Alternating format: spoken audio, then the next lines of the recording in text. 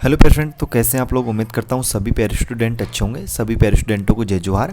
तो फाइनली प्यारे फ्रेंड, इस वीडियो में जो है अपन देखने वाले हैं यहाँ पे आपका वार्षिक आकलन 70-2023-24 प्रोजेक्ट कार्य कक्षा 7वीं। तो कक्षा 7वीं वालों का जो आपका प्रोजेक्ट कार्य है उसका सॉल्यूशन अपन इस वीडियो में कवर करने वाले हैं। वार्षिक आकलन जो आपका 2023-24 का है उसका, ठीक है। आपको पता है कि आपका 80 अंक का पेपर होता है, ठीक है, प्रत्येक विषय का। और प्रत्येक विषय के आपके जो है 20-20 अंक के यहाँ पे क्या होते हैं, प्रोजेक्ट कार्य होते हैं, ठीक है। और आपको एक समय का सप्ताह यहाँ पे दिया जाता है, तो आपको जो है ये कंप्लीट करना होता है। तो प्यारे फ्रेंड, इस वीडियो की अगर बात करें तो इस वीडियो में जो है अपन यहाँ पे कक्षा 7 का जो आपका विषय विज्ञान का जो प्रोजेक्ट है उसका सॉल्यूशन कवर करेंगे, ठीक है। बाकी बेफिक्र रहिएगा, आपको सभी विषयों का सॉल्यूशन जो है ना, सभी विषयों का जो सॉल्यूशन है, आंसर जो है प्रोजेक्ट कार्यों का, वो प्रोवाइड करवा दिया जाएगा जल्द ही, ठीक है। लेकिन इस वीडियो में तो अपन विषय विज्ञान का जो आपका सॉल्यूशन है उसकी अपन बात करते हैं, ठीक है। देखो, क्रम यहाँ पे एक है, विषय विज्ञान है, और 2 प्रश्न है यहाँ पे 10-10 अंक के। पहला प्रश्न 10 अंक का, दूसरा प्रश्न भी 10 अंक का। प्यारे स्टूडेंट, अगर चैनल पे पहली बार आए हैं, चैनल को आपने अभी तक सब्सक्राइब नहीं किया तो यार चैनल को जरूर सब्सक्राइब कीजिएगा। बेल का जो नोटिफिकेशन है उस पर आप लोग ऑल पे सेट कर लेना, ताकि जैसे नेक्स्ट वीडियोज़ अपलोड होते हैं तो उनके नोटिफिकेशन आप तक पहुँच सकें।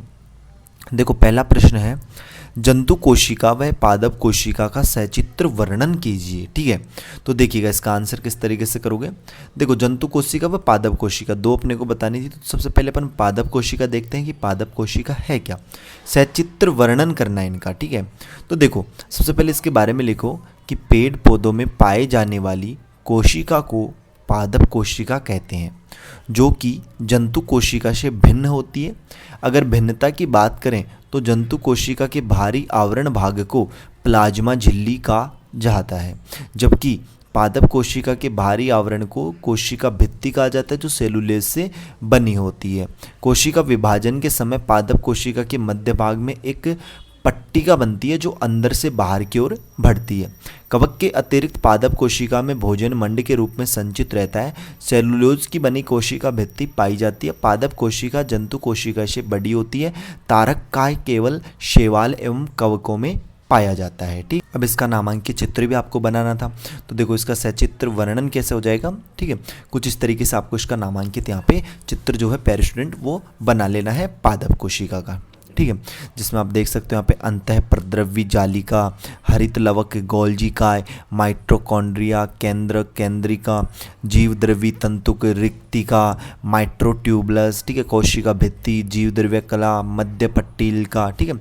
इस तरीके से आपको जो है इसका सचित्र यहाँ पे बना लेना है, ठीक है। नेक्स्ट प्रश्न अपन देखते हैं पेरेंट। अपना सेकंड क्वेश्चन क्या है, सॉरी इसी में अपने को 2 बतानी थी, पादप कोशिका और जंतु कोशिका।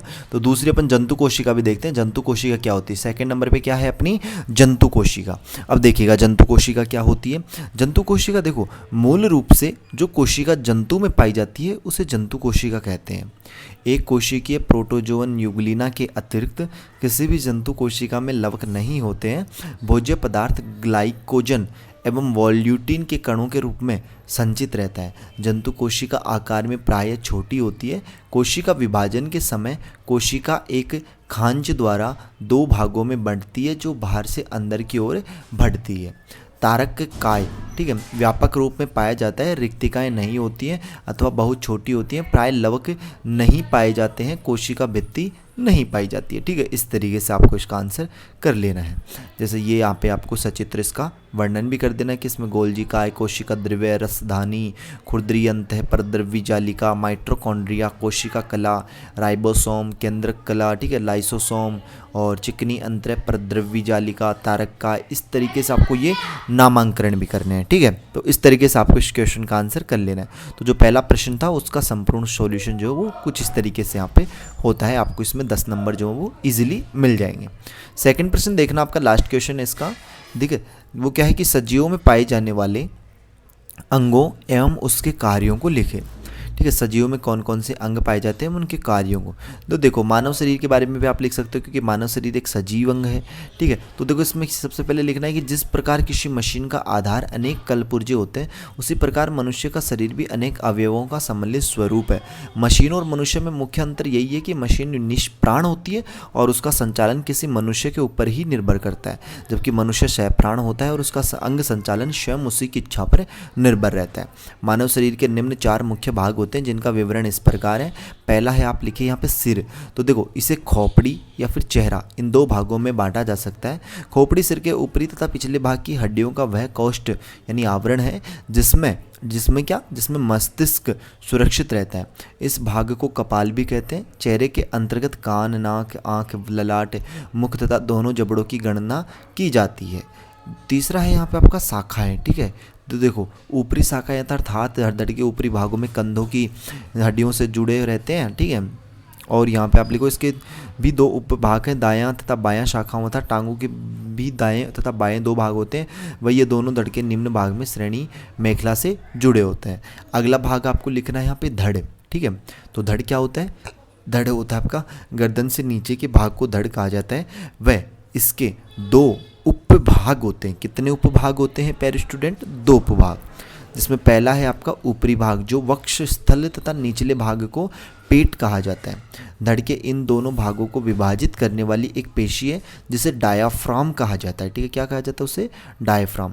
पेरेंट्स में फिर से रिक्वेस्ट कर रहा हूँ, जिसने अभी तक अपने चैनल को सब्सक्राइब नहीं किया वो चैनल को जरूर सब्सक्राइब करें, ठीक है। और जो बेल का जो नोटिफिकेशन है उस पर आप लोग ऑल पे सेट कर लीजिए, ताकि जैसे नेक्स्ट वीडियोज़ अपलोड होंगे ना आपके अदर सब्जेक्ट्स के, तो उनके नोटिफिकेशन आप तक पहुँच पाएंगे, ठीक है। और हाँ, अपने दोस्तों के साथ इस वीडियो को ज़्यादा से ज़्यादा शेयर करना, और इसकी PDF के लिए आप टेलीग्राम ग्रुप पर ज्वाइन हो जाना, जिसका लिंक जो है आपको वीडियो के डिस्क्रिप्शन बॉक्स में दे दिया जाएगा। और आप लिख सकते हैं फेफड़े हृदय मुख्य भाग है, उदर में अमाशय, यकृत, प्लीहा, वक्र अर्थात गुर्दे, अग्नाशय, छोटी आंत और बड़ी आंत, श्रोणी मेखला स्थित रहती है। तो इस तरीके से आपको इस क्वेश्चन का आंसर यहाँ पे कर लेना है पेरेंट्स, ठीक है। नेक्स्ट वीडियो में अपन देखते हैं गणित का सॉल्यूशन, ठीक है। गणित का सॉल्यूशन देखेंगे, या फिर आप कमेंट कर दीजिए कि आपको नेक्स्ट वीडियो पहले कौन से सब्जेक्ट की चाहिए, वही सब्जेक्ट का सॉल्यूशन जो है आपको प्रोवाइड करवा दिया जाएगा सबसे पहले। वैसे तो अपन सभी विषयों का, ठीक है, ऑल सब्जेक्ट्स, ठीक है, सभी विषयों का जो आंसर है, ठीक है, सभी विषयों के जो उत्तर हैं आपके प्रोजेक्ट कार्य के, उनके सभी के आपको बताए जाएंगे, बेफिक्र रहिएगा। बस आप चैनल को जरूर सब्सक्राइब कीजिएगा, बेल का जो नोटिफिकेशन है उस पर आप लोग ऑल पे सेट कर लेना। तो मिलते हैं पेरेंट्स जल्दी नेक्स्ट वीडियोज़ में इसी होशम जोश के साथ। तब तक जो है और हाँ, इसकी PDF तो आपको जो है वो कहाँ मिलेगी भैया? वो मिलेगी आपको टेलीग्राम ग्रुप पे। कहाँ मिलेगी पेरेंट्स स्टूडेंट? टेलीग्राम ग्रुप पे मिलेगी, जिसका लिंक कहाँ मिलेगा टेलीग्राम का? डिस्क्रिप्शन बॉक्स में, या फिर आप जाना टेलीग्राम पे, वहाँ पे सर्च करना, जो ऊपर सर्च बार होता है ना ऐसे, उसमें सर्च करना Y2 पॉइंट, आपको टेलीग्राम चैनल मिल जाएगा अपना, उस पर भी इसकी PDF अपलोड कर दी जाएगी। तो आप लोग जो है ज़रूर वहाँ पे देखिएगा, ठीक है। तो उस पर भी आपको इसकी PDF ईजिली मिल जाएगी। अपने दोस्तों के साथ यार इस वीडियो को ज़्यादा से ज़्यादा शेयर करें। एक समय का सप्ताह है आपके पास, समय एक सप्ताह है, तो आप इसे एक सप्ताह में जो है इसे कंप्लीट तैयार कर लीजिए इन सॉल्यूशनों को, ठीक है। प्रत्येक विषय का आपको बता दिया जाएगा। 20 अंक के आपके होते हैं, 6 सब्जेक्ट होते हैं, इंटू 120 अंक के 120 अंक के आपके प्रोजेक्ट कार्य होते हैं। मिलते हैं पेरेंट्स जल्दी नेक्स्ट वीडियोज़ में श्री होशम जोश के साथ। तब तक सभी पेरेंट्स स्टूडेंटों को बाय, धन्यवाद। सभी पेरेंट्स स्टूडेंटों को टेक केयर पेरेंट्स।